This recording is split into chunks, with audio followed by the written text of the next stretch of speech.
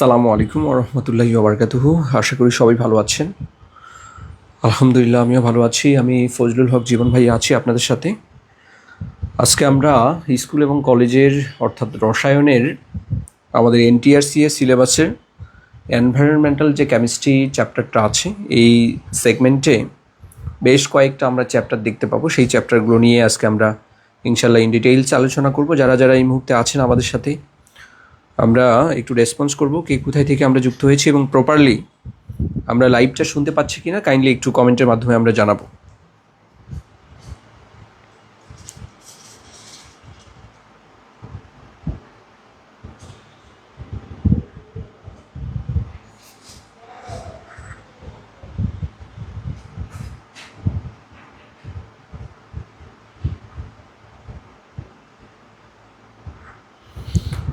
যারা আছি আমরা একটু কমেন্ট করব যে শোনা যাচ্ছে কিনা।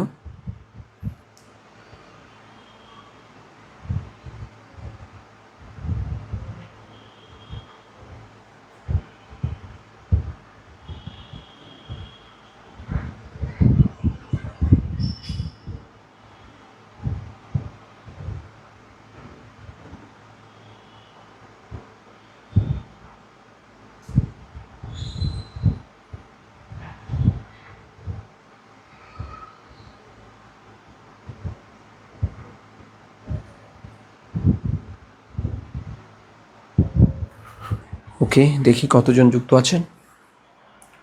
অল্প কয়েকজন, বাকিদের কি খবর? এ দেখি ফিজিক্স ব্যাচের মতো হয়ে গেছে। আচ্ছা, আমাদের পেইড ব্যাচের গ্রুপগুলোতে একটু শেয়ার করে দিই। মিনিট খানেক একটু সময় নিচ্ছি।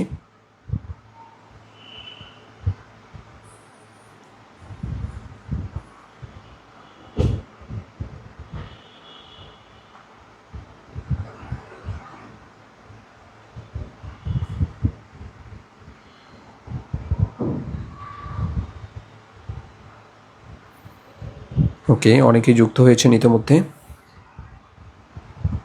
বাকি যারা এখনও যুক্ত হতে পারেননি দ্রুত সময়ে যুক্ত হবেন।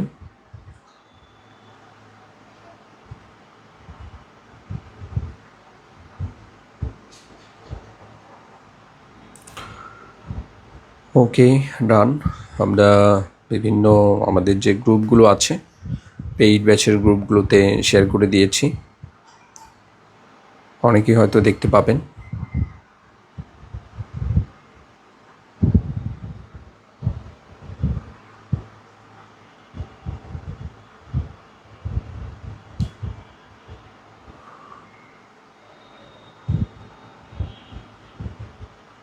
ওকে, ডান, শেয়ার ডান, আমরা শেয়ার করে দিয়েছি। ঠিক আছে।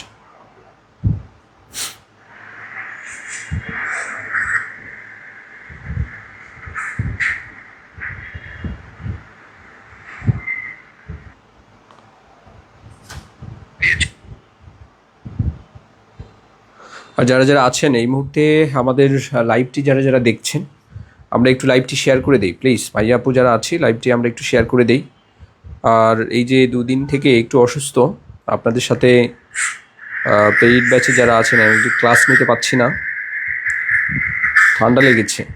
এই ঠান্ডা লাগার কারণে হালকা একটু জ্বর শরীরে, তো এই জন্য আপনাদের ক্লাসগুলো নিতে পারছি না। পেইড ব্যাচে তো অনেকগুলো ক্লাস জমে গেছে।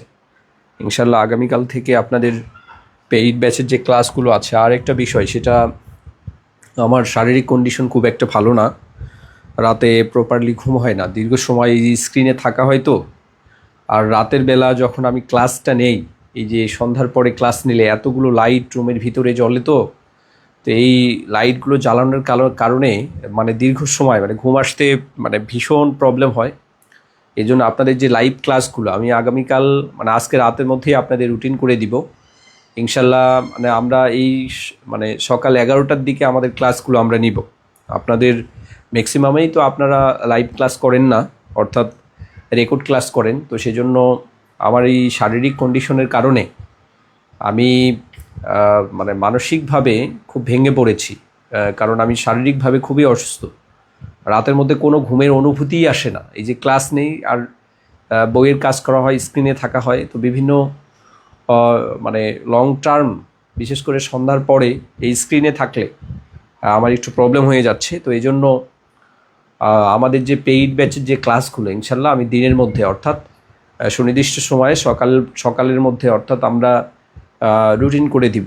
আজকে আপনাদের পেইড ব্যাচের যে ক্লাস, পেইড ব্যাচের গ্রুপে ক্লাসগুলো রুটিন করে দিব। আপনারা সেই অনুযায়ী প্রতিদিন আপনাদের যে গ্রুপগুলো চেক করবেন এবং ক্লাস করার চেষ্টা করবেন। যারা লাইভ ক্লাস করেন না তারা তো করেনই না, তাদের জন্য কোনো প্রবলেম হবে না। যারা লাইভ ক্লাস করেন মানে আমাদের সাথে একদম এই লাইভের মধ্যে যারা যুক্ত থাকতে চান তাদের জন্য আমরা রুটিন দিয়ে দিব ইনশাল্লাহ। আগামীকাল থেকে আপনাদের বিশেষ করে আপনাদের যারা পেইড ব্যাচে আছেন আমাদের স্কুল এবং কলেজের, আপনাদের বেশ কয়েকটা এমসিকিউ ক্লাস বাকি আছে ইনঅর্গানিক কেমিস্ট্রির। আমি ক্লাসগুলো ইনশাল্লাহ আগামীকাল থেকে শুরু করে 2-3 দিনের মধ্যেই ক্লাসগুলো শেষ করে দিব। আর আপনাদের এনভায়রনমেন্টাল কেমিস্ট্রির যে ক্লাস, এই ক্লাস আজ থেকে শুরু হবে। এইটার যে ক্লাস ইনশাল্লাহ এই ক্লাসগুলো এর আগে আমরা নেই এই ক্লাসগুলো আপনারা সবগুলো ক্লাস মানে যেগুলো রেকর্ড ক্লাস পেয়েছেন সেগুলোর আবার এমসিকিউ ক্লাসগুলো পাবেন লাইভ ক্লাস, এবং যেগুলো রেকর্ড ক্লাস পাননি সেগুলোর ইনশাল্লাহ সবগুলো ক্লাস লাইভ ক্লাস পাবেন। এই জন্য একটু ধৈর্য ধরতে হবে। ইনশাল্লাহ আগামীকাল থেকে আপনারা দিনের বেলায় ক্লাস করবেন। হোপফুলি আপনারা 11টার দিকে প্রতিদিন আপনাদের ক্লাস থাকবে। এই ক্লাসগুলো আপনারা নিয়মিত করার চেষ্টা করবেন, ঠিক আছে? নজরুল ইসলাম রাকিব ভাইয়া বলেছেন, আসসালামু আলাইকুম ওরহমতুল্লাহ। ওয়ালাইকুম আসসালাম স্যার, আপনি কেমন আছেন? আলহামদুলিল্লাহ ভালো আছি। অনেকেই সালাম জানিয়েছেন। ইনশাল্লাহ আপনাদের বেশ কয়েকটা ক্লাস কিন্তু যে বাকি আছে এই ক্লাসগুলো ইনশাল্লাহ আমরা ক্লাসগুলো নিয়ে নিব।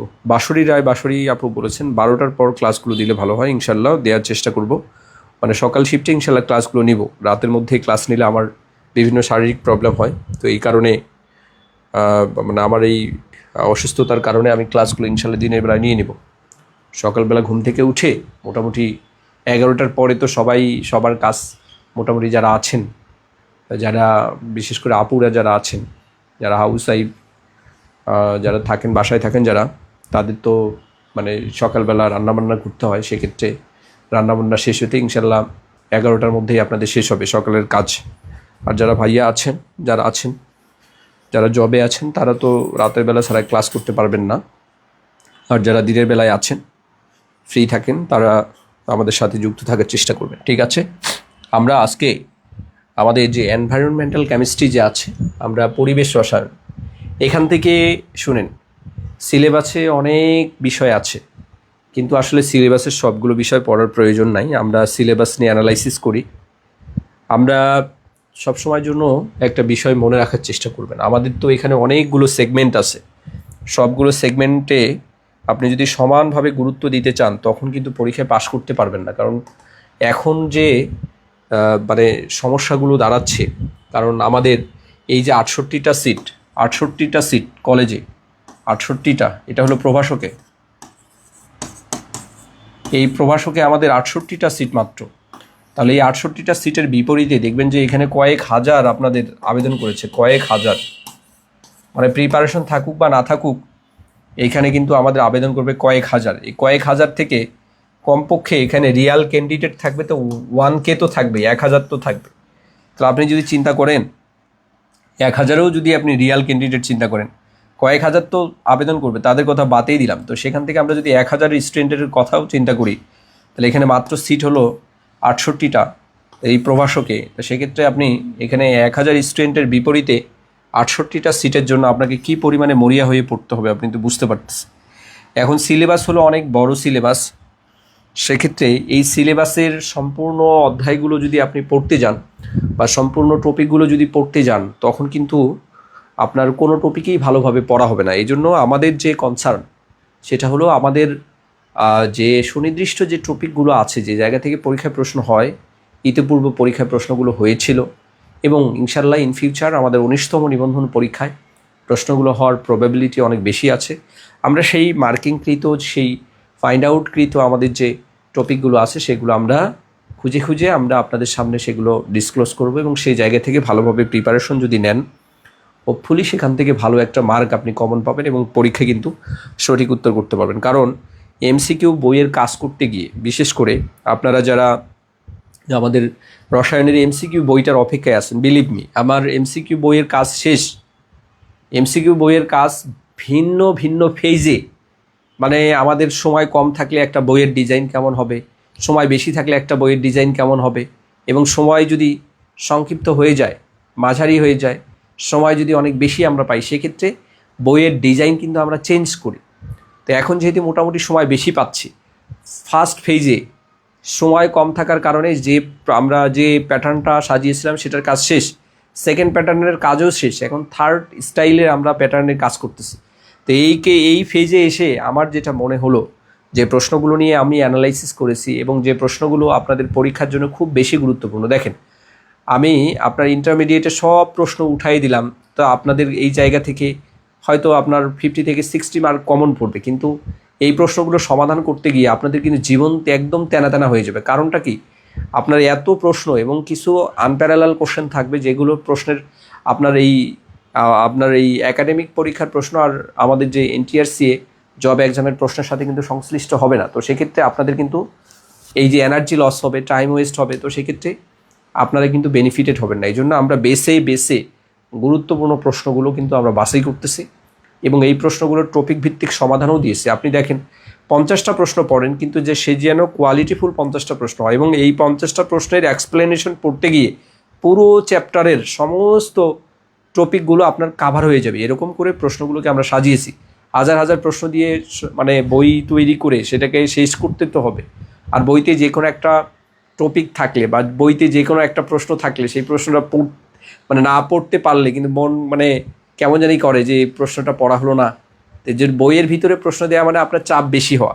তো আমরা সেই প্রশ্নগুলোই দিব যে প্রশ্নগুলো আপনাদের পরীক্ষার জন্য খুব বেশি গুরুত্বপূর্ণ। তো আজকের আমাদের যে গল্প ছিল, আমরা পরিবেশ রসায়ন এনভায়রনমেন্টাল কেমিস্ট্রির যে গল্প, এই গল্পে আমরা যেখানে ছিলাম যে এই জায়গায় অনেকগুলো আননেসেসারি মানে আমাদের টপিক আছে। আননেসেসারি বললাম এই কারণ এই জায়গায় প্রশ্ন হবে সহজ, কিন্তু আপনার সিলেবাসের পড়াগুলো অনেক কঠিন পড়া। অনেকেই বলে যে এনভায়রনমেন্টাল কেমিস্ট্রি অনেক সহজ, হ্যাঁ কিছু টপিক সহজ আছে আর বাকি অনেকগুলো টপিক আছে এগুলো মনে রাখা কঠিন। কারণটা কি, এখানে তথ্য অর্থাৎ ভ্যালু পয়েন্টে আমাদের অনেকগুলো টপিক আছে। তো শুধুমাত্র এগুলো মান নির্ভর কিছু ভ্যালু ডিপেন্ডেন্ট কিছু টপিক আছে, শুধু মান মুখস্থ করতে হয়। তো এতগুলো মান মুখস্থ করা তো সম্ভব হয় না।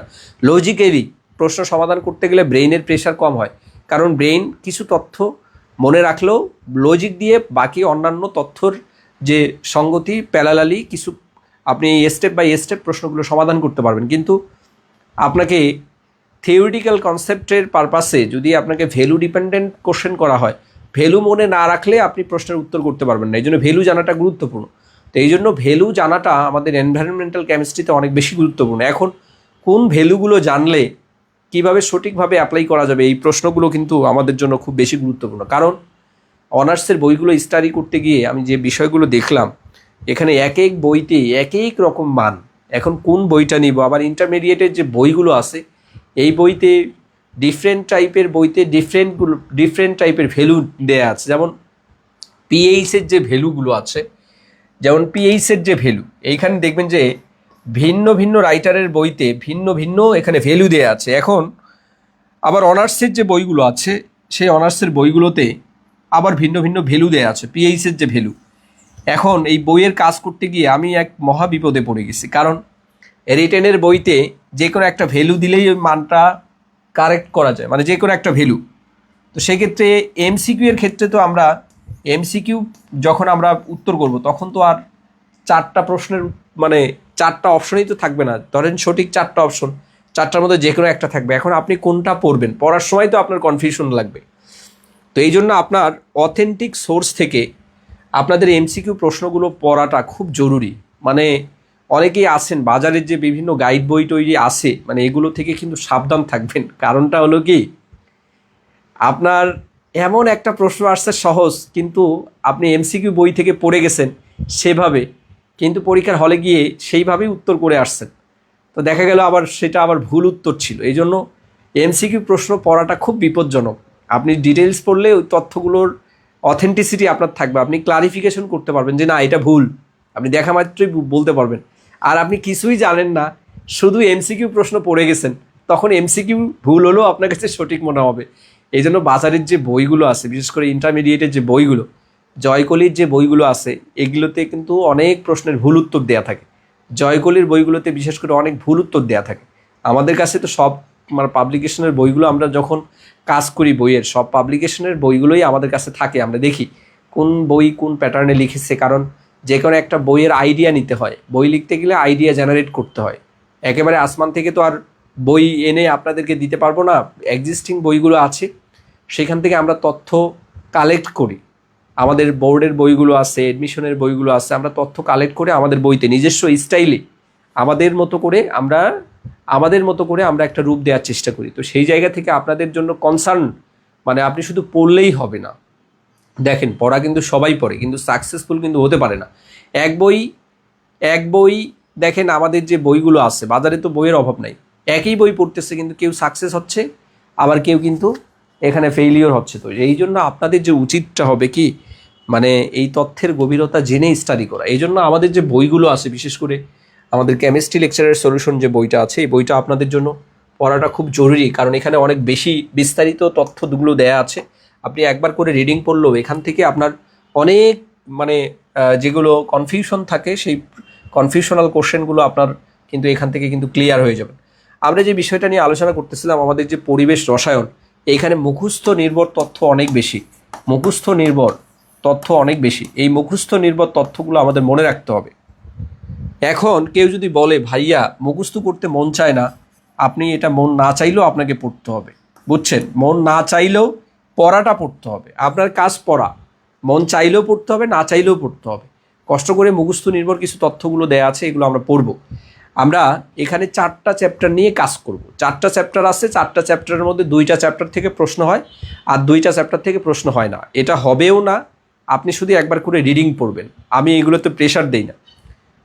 আমাদের কিছু কনসার্ন আছে, মানে আপনাদের যারা আমরা এখানে পড়াই, বিশেষ করে আমি নর্মালি এই চ্যাপ্টারগুলোতে তেমন খুব বেশি ফোকাস করি না, কারণ এই চ্যাপ্টারগুলোতে ফোকাস করে লাভ নাই। যে প্রশ্ন আসবে সেগুলো আপনি পারবেন, আর যে জায়গা থেকে পরীক্ষার প্রশ্ন হবে সেগুলো শুধু আমরা বলে দিব। ওখান থেকে মুহূর্তের মধ্যেই পরীক্ষার প্রশ্নগুলো কমন পাবে। বিসিএস পরীক্ষা এখান থেকে প্রশ্ন হয়েছিল সিলেক্টেড কয়েকটা টপিক থেকে, এর বাইরে থেকে পরীক্ষার প্রশ্ন হয়নি, হবেও না। এইখানে water pollution, air pollution, environmental pollution আছে, এবং এই যে এনভায়রনমেন্টাল পলিউশনের এখানে 4টা পার্ট নিয়ে আলোচনা করা আছে। আমরা একটু দেখার চেষ্টা করি এখানে কি আমরা দিয়েছি।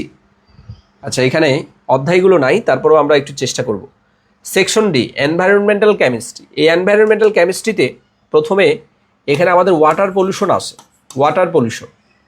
এরপরে এয়ার পলিউশন আছে, এরপরে আমাদের সোয়েল পলিউশন আছে, সোয়েল পলিউশন।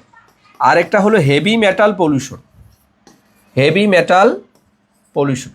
তাহলে এইখানে water pollution, air pollution, soil pollution আর হলো হেভি মেটাল পলিউশন। দেখেন, এই 4টা পলিউশনের মধ্য থেকে আপনি প্রথম 2টা ভালো করে পড়বেন, ওয়াটার পলিউশনটা ভালো করে পড়বেন, আর হলো এয়ার পলিউশনটা ভালো করে পড়বেন। আর সোয়েল পলিউশন এবং হেভি মেটাল পলিউশন এগুলো জাস্ট রিডিং পড়বেন, এখান থেকে পরীক্ষায় প্রশ্ন হয় না। এগুলো রিডিং পড়বেন, মানে ব্রেইনে প্রেশার নেওয়া যাবে না, কিন্তু এখান থেকে রিডিং পড়বেন শুধু। সিলেক্টেড কিছু টপিক আছে, সেই জায়গা থেকে পরীক্ষায় প্রশ্ন হবে, বাকিগুলো থেকে পরীক্ষায় প্রশ্ন হবে না। সোয়েল পলিউশন এবং হেভি মেটাল পলিউশন রিডিং পড়বেন। হেভি মেটালের কিছু পয়েন্ট আছে, সেই জায়গায় আমাদের মনে রাখতে হবে, কিন্তু সোয়েল পলিউশন থেকে সাধারণত পরীক্ষায় প্রশ্ন হয় না। মানে এখান থেকে পরীক্ষায় প্রশ্ন হওয়ার প্রবাবিলিটি নাই বললেই চলে, কারণ এইখান থেকে টোটাল প্রশ্ন হবে 4-5টা। আপনার ওয়াটার পলিউশন এবং এয়ার পলিউশনে এত গুরুত্বপূর্ণ কিছু টপিক আছে, এই জায়গা থেকে পরীক্ষায় মানে পরীক্ষকরা এখান থেকে পরীক্ষায় প্রশ্ন করে। এই জন্য আমাদের মূল কনসার্ন, আমাদের ওয়াটার পলিউশন পড়তে হবে, এয়ার পলিউশন পড়তে হবে। আপনি যদি এই 2টা চ্যাপ্টারও ভালো করে পড়েন, আমাদের সোয়েল পলিউশন এবং হেভি মেটাল পলিউশন এই 2টা চ্যাপ্টার না পড়লেও চলবে, কারণ এখান থেকে পরীক্ষায় প্রশ্ন হয় না, হবেও না। এই জন্য আপনাদের উচিত হবে কি, মানে আমাদের যে কথা আছে, এই আমরা সাজেশনগুলো দিচ্ছি এগুলো কিন্তু ফলো করা। কারণ শুধু বললাম আপনার কান দিয়ে বের করে দিলেন, এগুলো পড়ার সময় যদি মনে না রাখেন তখন কিন্তু বিপদ হয়ে যাবে আপনাদের।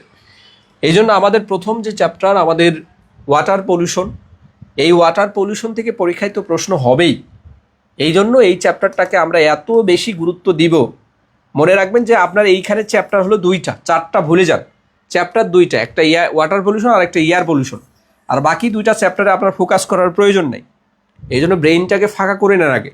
আপনি একটা ধরে নেন, একটা প্রশ্নের প্যাটার্ন দাঁড় করান যে অমুক অমুক চ্যাপ্টারের অমুক অমুক টপিকগুলো থেকে পরীক্ষায় প্রশ্ন হবেই হবে, তাহলে সেগুলো আপনার ব্রেইনের মধ্যে আপনি সুন্দর করে সাজিয়ে আপনার একটা স্ট্রং প্রিপারেশন নেন, দেখবেন যে এখান থেকে আপনার 90 থেকে 95% প্রশ্ন সরাসরি কমন আসবে। বাকি কিছু প্রশ্ন তো থাকবে, 2-1টা প্রশ্ন যেগুলো আপনিও জানেন না আমিও জানি না, ওগুলো চ্যাট জিপিটি থেকে দিলে সেটাও ভুল উত্তর দিবে, মানে কিছু কনফিউশনাল টাইপের কোশ্চেন দেয়, ইচ্ছাকৃতভাবেই টিচাররা দেয়। এই প্রশ্নগুলো আমরা বাদ দিয়ে বাকি 90%+ প্রশ্ন যাতে আমাদের কোনোভাবেই আমরা ভুল না করে আমরা নির্ভুলভাবে এই প্রশ্নগুলোর উত্তর দাগাতে পারি, সেজন্য আমাদের যে সাজেশন বা কনসার্ন থাকবে আপনারা খুব মনোযোগ সহকারে এই তথ্যগুলো একটু দেখার চেষ্টা করবেন। আমরা এই মুহূর্তে আমরা এনভায়রনমেন্টাল কেমিস্ট্রি নিয়ে আলোচনা করব। এনভায়রনমেন্টাল কেমিস্ট্রির একদম ছোট বিষয় নিয়ে আমরা একটু আলোচনা করলাম। আমরা এখন এই মুহূর্তে আমরা ওয়াটার পলিউশন যে চ্যাপ্টার আছে, ওয়াটার পলিউশন আমরা একটু দেখব যে এখান থেকে কী পড়বো।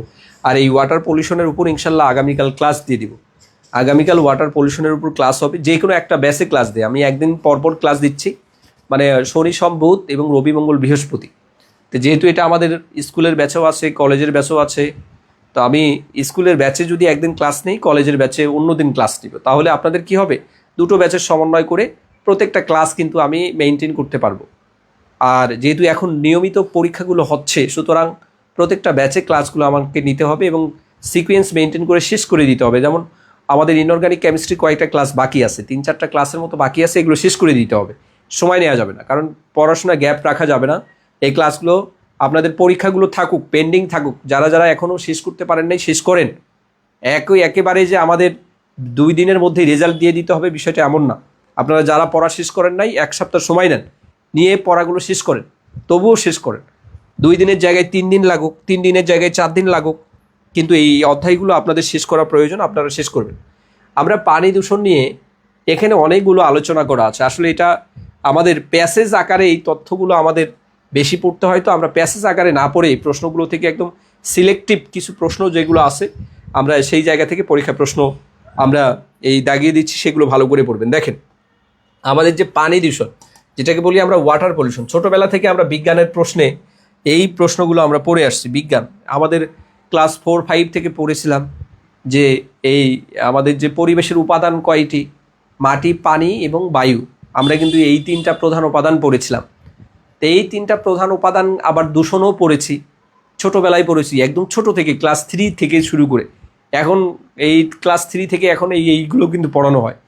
তো বেসিক যে বিষয়গুলো, সেই জায়গা থেকে আমাদের পানি দূষণ কাকে বলে, বায়ু দূষণ কাকে বলে, তো এই জিনিসগুলো তো আমরা জানি। এখন পরিবেশ দূষণ কাকে বলে এইটার একটা ডেফিনিশন পরীক্ষায় আসছিল। দেখেন, আপনাদের একটা ক্লু দিচ্ছি, অন্যান্য বই যেগুলোতে পাবেন না আপনি, আপনার কাছে যেহেতু ওই যে বিসিএস এর রেফারেন্স টাইপের যে প্রশ্নগুলো আছে, বিসিএস এর রেফারেন্স দেওয়া যে প্রশ্নগুলো আছে, আপনি অ্যাট এ গ্লেন্স সেই টপিকটা একবার হলেও রিডিং পড়বেন।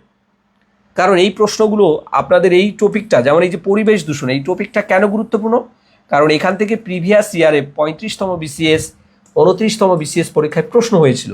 যেহেতু প্রশ্ন হয়েছিল, এটা কোনোভাবে আপনি বাদ দিতে পারেন না।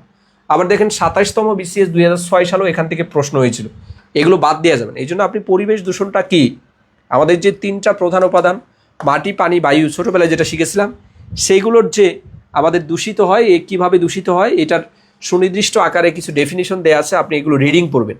কারণ এই তথ্যগুলো মুখস্থ নির্ভর তথ্য না, আপনি রিডিং পড়লে ব্রেনের মধ্যে থাকবে, এখান থেকে পরীক্ষায় প্রশ্ন হয় না, এগুলো আমাদের জানতে হবে। এখন আমাদের যে দূষণ, এই যে আমাদের বিভিন্ন রকমের দূষণ আছে, পরীক্ষায় প্রশ্ন হয় যে নিচের কোনগুলো দূষণের অন্তর্ভুক্ত। আমাদের এখানে বিভিন্ন ধরনের দূষণ দেয়া আছে, এই দূষণের শ্রেণী বিভাগগুলো দেখবেন।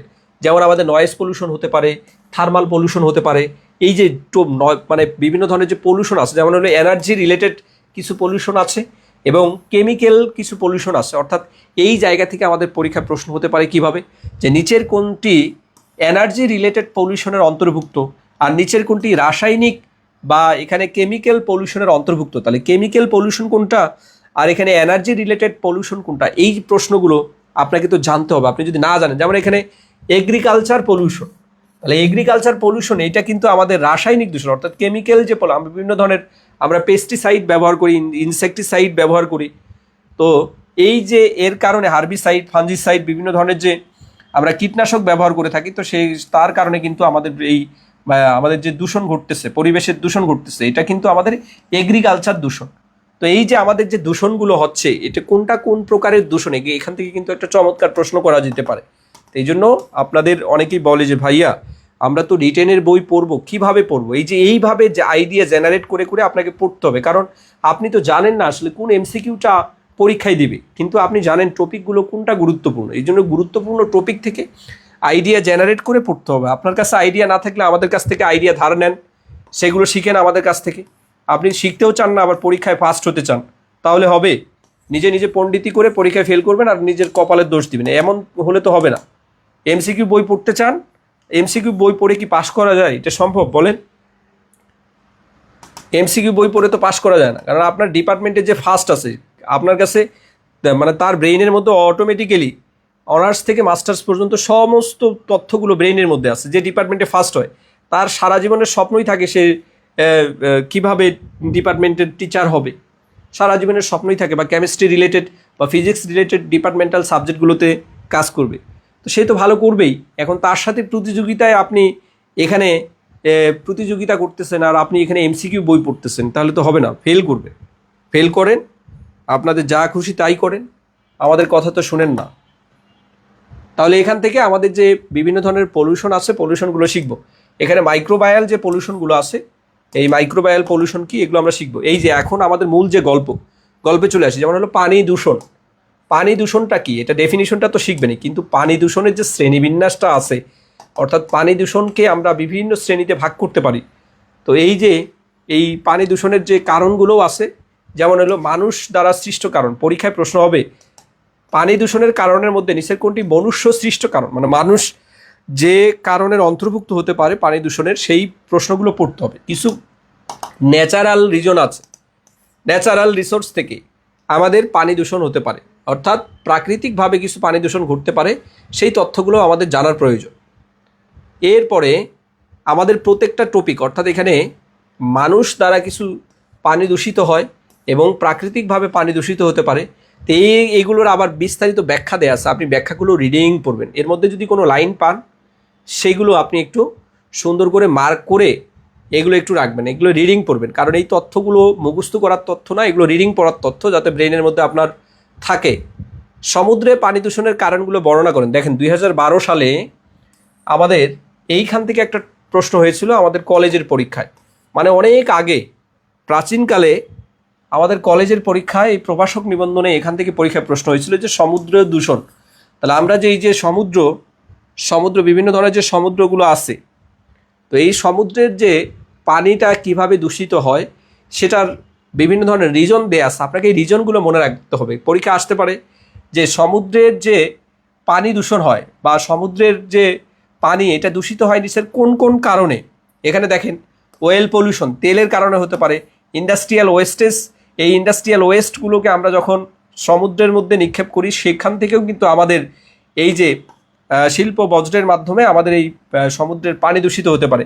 প্লাস্টিক পলিউশন হতে পারে এবং জাহাজের বজ্র, এই যে আমরা আমাদের যে শিপগুলো, এখান থেকে আমাদের শিপের পরিবহনের কারণে এখান থেকে বিভিন্ন ধরনের বজ্র পদার্থ নির্গত হয়, তো তার কারণে কিন্তু সমুদ্র বা এখানে যে মেরিন পলিউশন আছে সেটা কিন্তু ঘটতে পারে।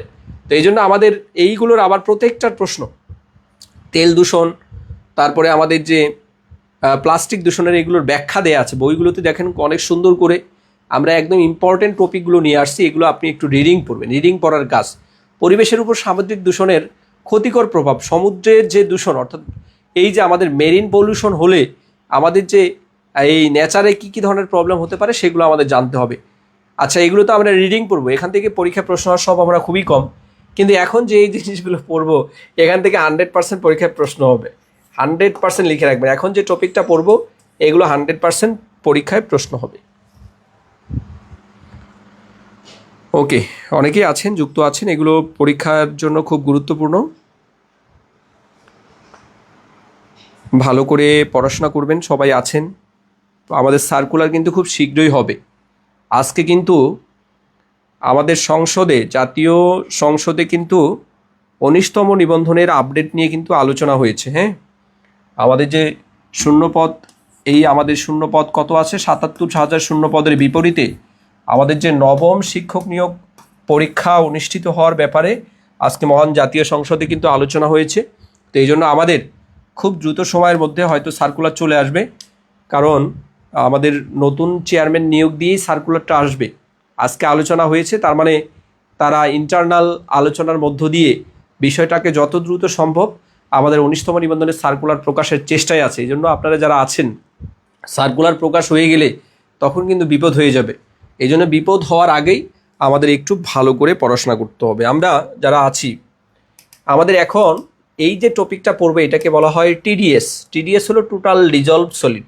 আমরা ক্লাসের মধ্যে এগুলো আলোচনা করব, যেহেতু আমরা ইন ডিটেইলস আমরা এখানে আলোচনা না করে আমরা একটা শর্ট একটা সামারি দিতে চাচ্ছি, কি পড়বেন, কতটুকু পড়বেন, কিভাবে পড়বেন, কোন লাইনগুলো পড়বেন, কোন লাইনগুলো থেকে পরীক্ষায় প্রশ্ন হবে, কোন লাইনগুলো বাদ দিতে হবে। এটাই হলো সামারি, যেটাকে বলি আমরা গাইডলাইন ক্লাস।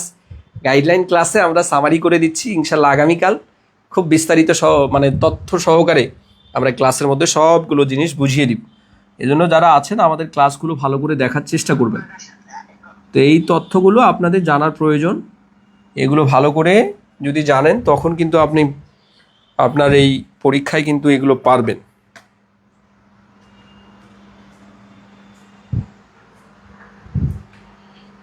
তো এখন আমরা এই যে টিডিএস টোটাল ডিজলভড সলিড, এখন এই সলিড ম্যাটেরিয়াল হিসেবে, সলিড এলিমেন্ট হিসেবে আমরা ওয়াটারের মধ্যে কোন কোন এলিমেন্টগুলো পাচ্ছি, কতটুকু পরিমাণে পাচ্ছি, এখানে বিভিন্ন ধরনের এলিমেন্টের নাম দেয়া আছে এবং এটার পরিমাণটা দেয়া আছে। এই পরিমাণ এবং নামগুলো আপনাদের জানার প্রয়োজন। এখান থেকে পরীক্ষায় প্রশ্ন হবে যে টোটাল ডিজলভড সলিড হিসেবে বা টিডিএস হিসেবে আমাদের ওয়াটারের মধ্যে কি পরিমাণে লেড থাকে, ক্যাডমিয়াম থাকে কি, মার্কারি থাকে কি, আর্সেনিক থাকে কি, অথবা কোন কোন ধরনের এলিমেন্ট আসতে পারে, কোন কোন ধরনের এলিমেন্ট থাকে সেগুলোর নামও কিন্তু আপনাদের পরীক্ষায় আসতে পারে। এই জন্য এগুলো আপনাদের জানা প্রয়োজন আছে। পানির শিল্প দূষণ ব্যাখ্যা রিডিং পড়বেন, এগুলোতে রিডিং পড়বেন, কিন্তু টিডিএসটা ভালো করে পড়বেন, টিডিএসটা ভালো করে পড়বেন আর বাকিগুলো রিডিং পড়বেন, এগুলোর পড়ার প্রয়োজন নাই। যেমন অজৈব দূষণ এবং জৈব দূষণের মধ্যে পার্থক্যগুলো কি, যে অজৈব দূষণ বলতে কি বোঝায়, জৈব দূষণ বলতে কি বোঝায়, মানে পড়া বলতে কি বোঝায়। আপনি শুধু রিডিং পড়লেন আর ব্রেনটা ফাঁকা, রিডিং পড়লেন, কথা কি বুঝছেন? ছোট বাচ্চা যেমন ছোটোবেলায় আমরা পড়ছিলাম, কি পড়ছি কিছুই জানি না, বাসায় জিজ্ঞাসা করতো কি পড়ছেন, যে কী পড়ছো তুমি, রিডিং পড়ছি। তো টিচার রিডিং পড়তে দিত প্রাইমারিতে, রিডিং পড়ছি, তুমি কিছু বুঝছো না, কিছু বুঝি নাই, বলো তো এইটা, মানে বলতে পারি না, মানে টিচার দিত, আবার পিটুনি দিত।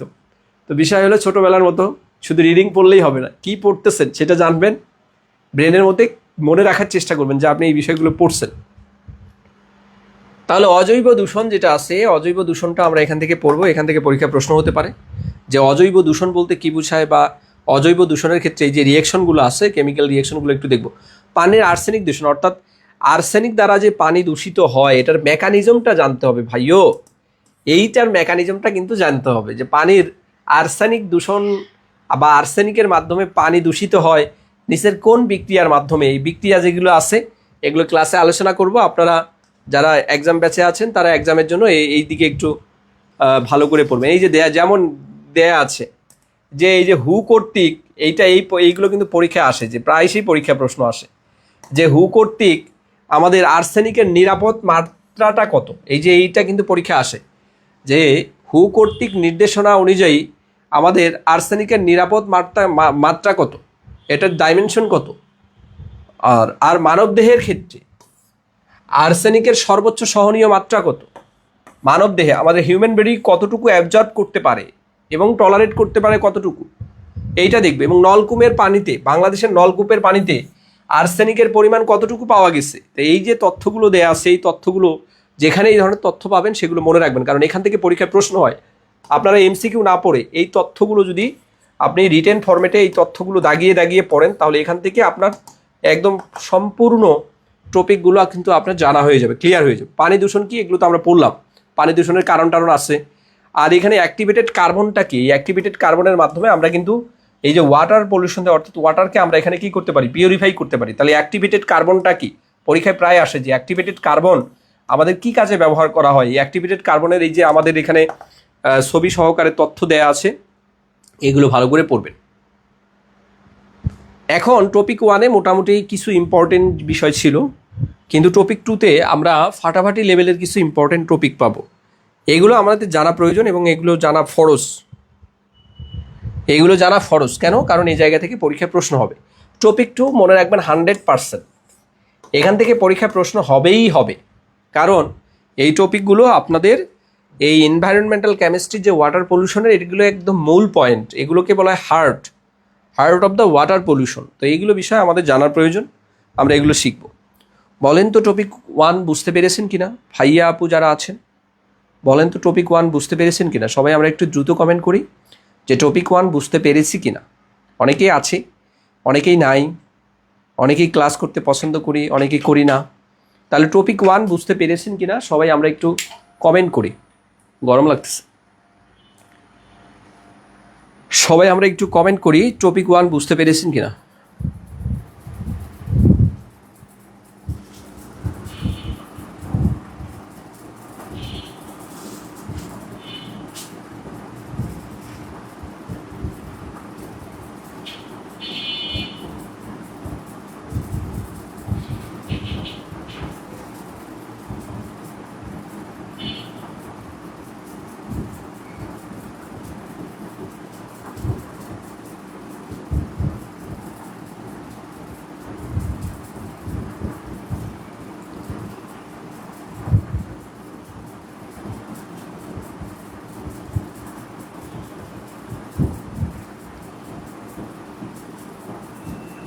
বলেন এটা বুঝতে পেরেছেন কিনা, টপিক 1 বুঝতে পেরেছেন কিনা সবাই আমরা একটু কমেন্ট করি। আর লাইভটা আমরা একটু শেয়ার করে দিই, যারা আছি আমরা প্রত্যেককেই লাইভটা শেয়ার করে দিই। আমাদের এই যে ক্লাসগুলো দেখে, আমাদের মানে ক্লাসগুলো কেউ শেয়ার করে না কেন? আমরা লাইভটা একটু শেয়ার করে দেই।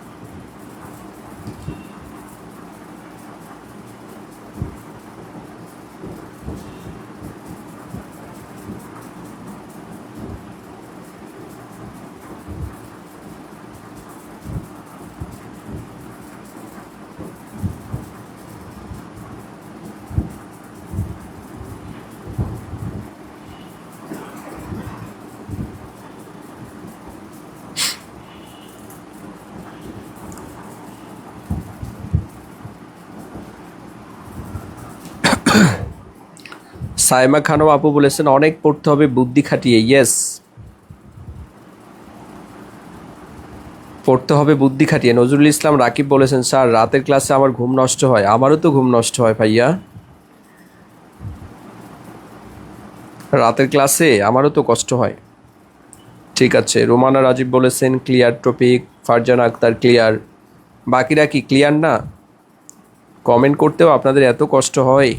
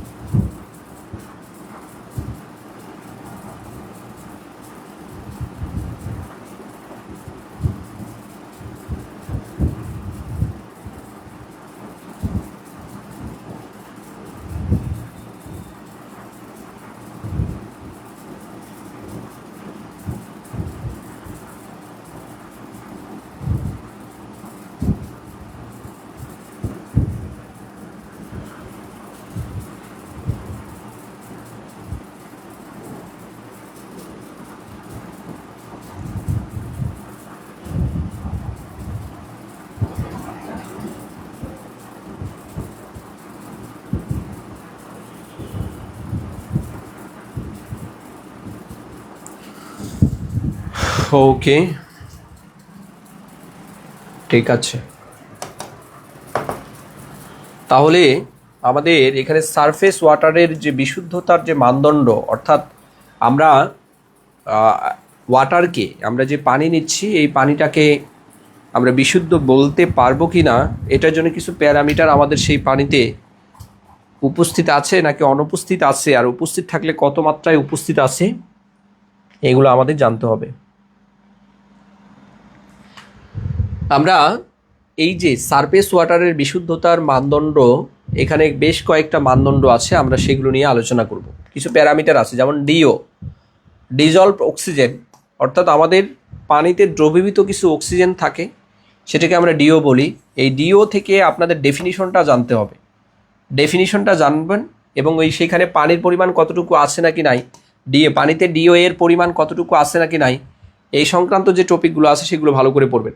পানির ডিও নির্ণয়ের যে পদ্ধতি, দ্রবীভূত অক্সিজেন নির্ণয়ের যে পদ্ধতি আছে, এগুলো রিডিং পড়বেন। এখান থেকে আমাদের এমসিকিউ স্টাইলে পরীক্ষা প্রশ্ন সাধারণত হয় না, আমরা এগুলো রিডিং পড়ব, কিন্তু ডিও এর তাৎপর্যটা পড়ব।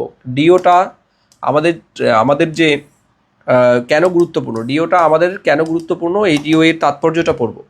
পানিতে ডিও কিভাবে কমে যেতে পারে, এই যে কমে যাওয়ার কারণটা কি, ডিও হ্রাসের যে কারণ, ডিও এখানে রিডিউস হওয়ার কারণটা আমরা ভালো করে পড়ব।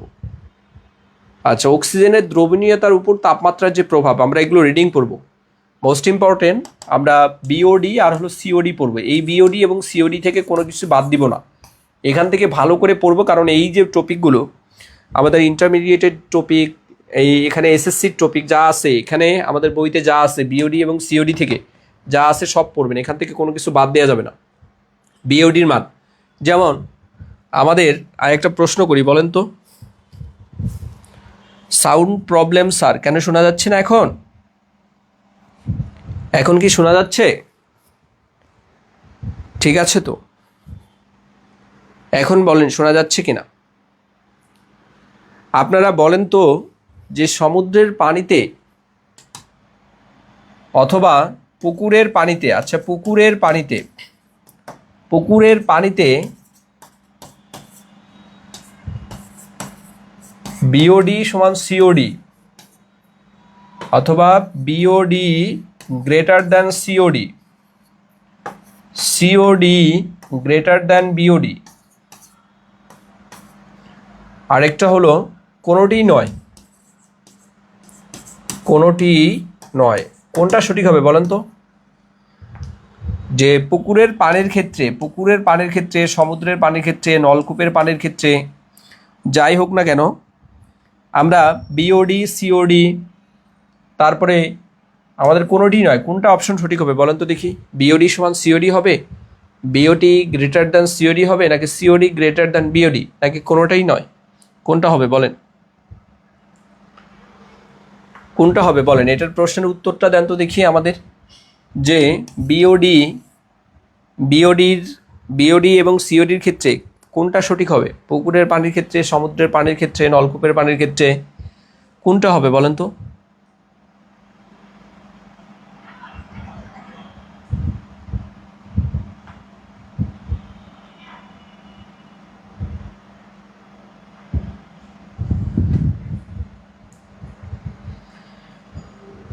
কোনটা হবে বলেন?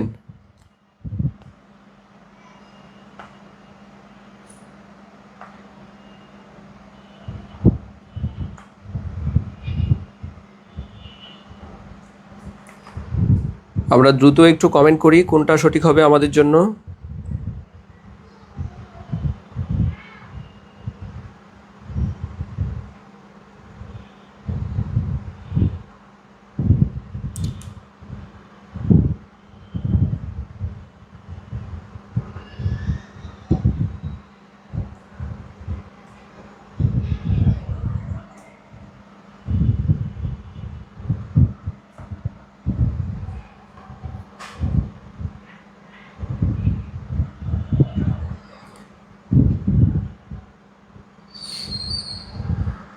আচ্ছা, অনেকেই সিওডি বেশি বিওডি কম, বিওডি বেশি সিওডি কম অনেকেই বলেছেন। এই যে বিওডি আর সিওডির ক্ষেত্রে এই যে কনফিউশনগুলো হয়, এইখানে আমরা সবসময় মনে রাখবো যে সিওডি সবসময়ের জন্য বেশি হবে, সিওডি বেশি সবসময়ের জন্য, যে কোনো পানির ক্ষেত্রে সিওডি সবসময়ের জন্য বিওডি থেকে বেশি হবে। কেন বেশি হবে?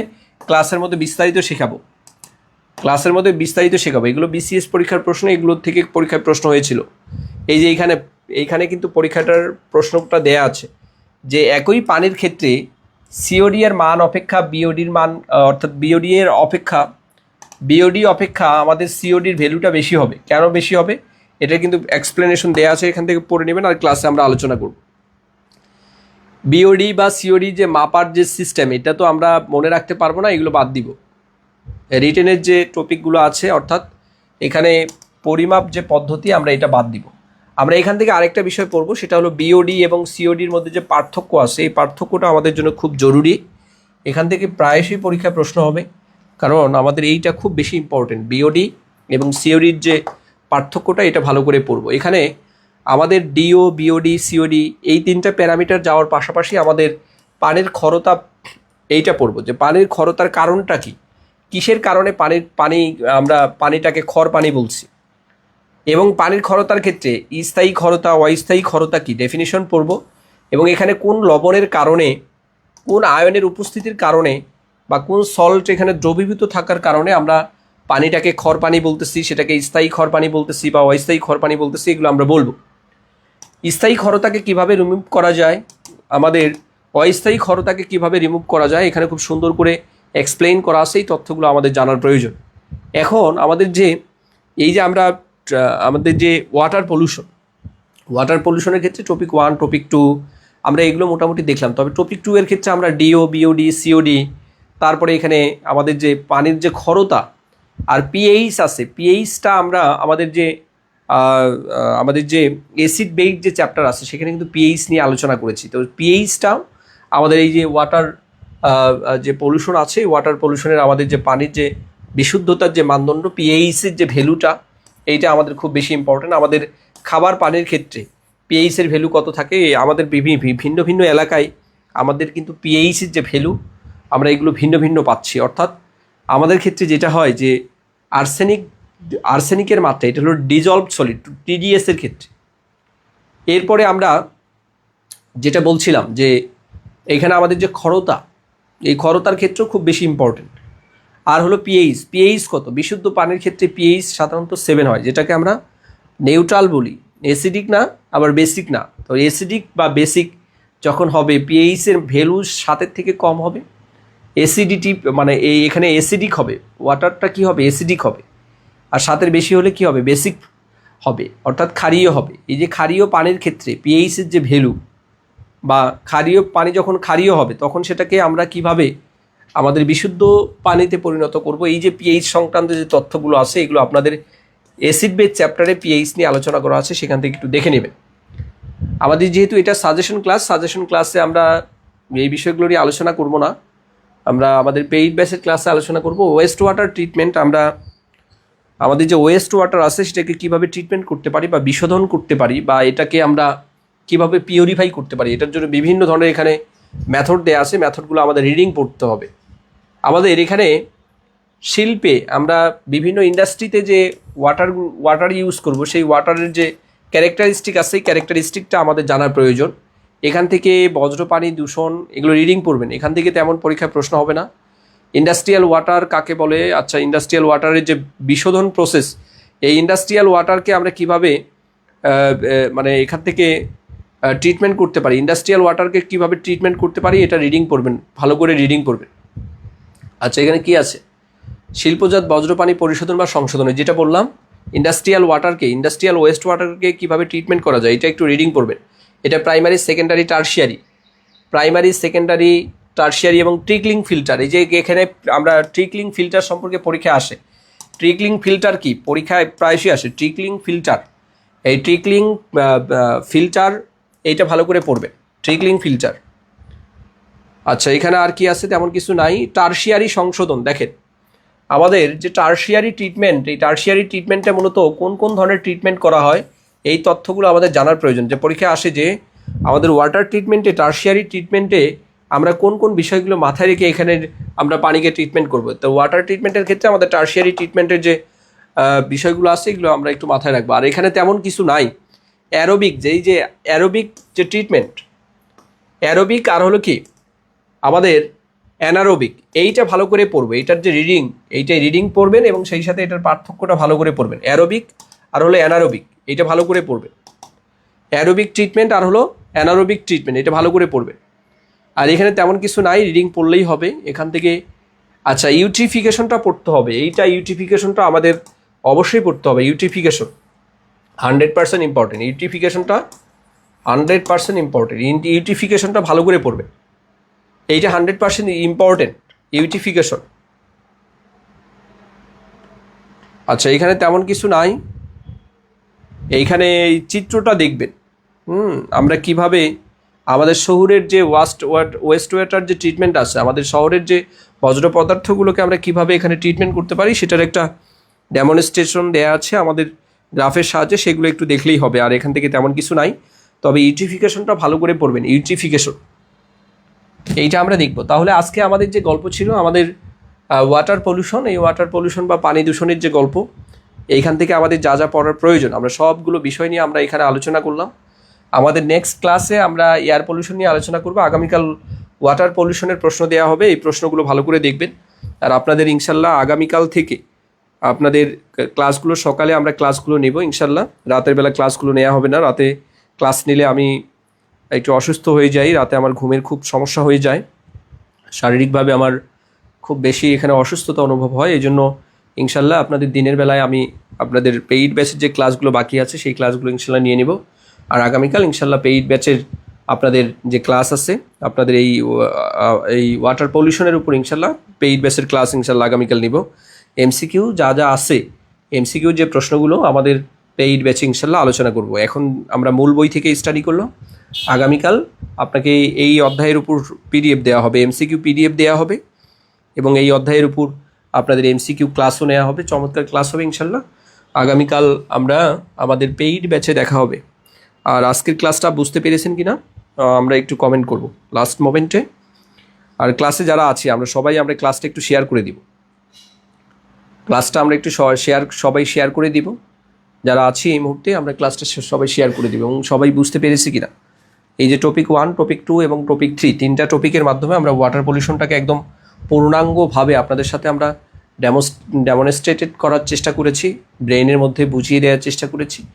আগামীকাল ইনশাল্লাহ এই টপিকের উপর আপনাদের পরীক্ষা হবে। রাতের মধ্যে মানে দিনের মধ্যেই, মানে কালকে সন্ধ্যার মধ্যেই আমরা লিঙ্ক দেওয়ার চেষ্টা করব।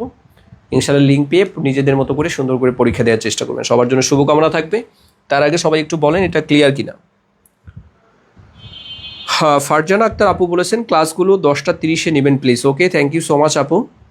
খালেদ মোর্শেদ স্যার এক্সামের রুটিনটা আবার একটু দেন। এক্সামের রুটিনটা আবার কেন দিতে হবে? আপনাদের ভর্তির সময় সবাইকে রুটিনটা দিয়েছি। কোথায় দিব রুটিন বলেন?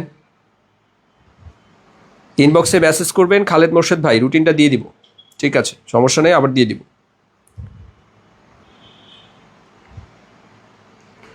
মাইশা মঈন আপু বলেছেন ভাইয়া প্রেশার কম নেন, শরীর ভালো থাকবে। Yes, thank you so much. এই যে মাইশা মঈন আপু আমাদের রাজশাহীর আপু। ঠিক আছে, আমরা যারা আছি আমাদের এই যে ওয়াটার যে পলিউশন, এই ওয়াটার পলিউশন থেকে ইনশাল্লাহ এখান থেকে আপনি 3 থেকে 4টা প্রশ্ন কমন পাবেন। ফাইনাল পরীক্ষায় 3 থেকে 4টা প্রশ্ন কমন পাবেন, কারণ 140 মার্কের প্রশ্ন হবে। তো ওয়াটার পলিউশনটা অনেক বেশি গুরুত্বপূর্ণ চ্যাপ্টার। ইনশাল্লাহ এখান থেকে আমাদের যা যা পড়তে হবে আগামীকাল এমসিকিউ আকারে তথ্যগুলো ইনশাল্লাহ পেইড ব্যাচে আলোচনা করব। আজকে পুরো চ্যাপ্টারের সামারি করে দেওয়া হলো, গাইডলাইন দেওয়া হলো, আপনারা ভালো করে স্টাডি করেন। ইনশাল্লাহ পেইড ব্যাচে আমরা একদম টপিক ধরে ধরে এমসিকিউ কোন স্টাইলে হবে সেগুলো তো আলোচনা করলাম এখানে। তবে আগামীকাল আরও আমরা খুব সুন্দর করে এমসিকিউ তথ্যগুলো আপনাদের সাথে শেয়ার করব। তাহলে আজকে থাক, ইনশাল্লাহ পরবর্তীতে কোনো লাইভে দেখা হবে ইনশাল্লাহ। সবাই ভালো থাকুন, সবার জন্য শুভকামনা থাকবে। আসসালামু আলাইকুম ওয়া রাহমাতুল্লাহি ওয়া বারাকাতুহু।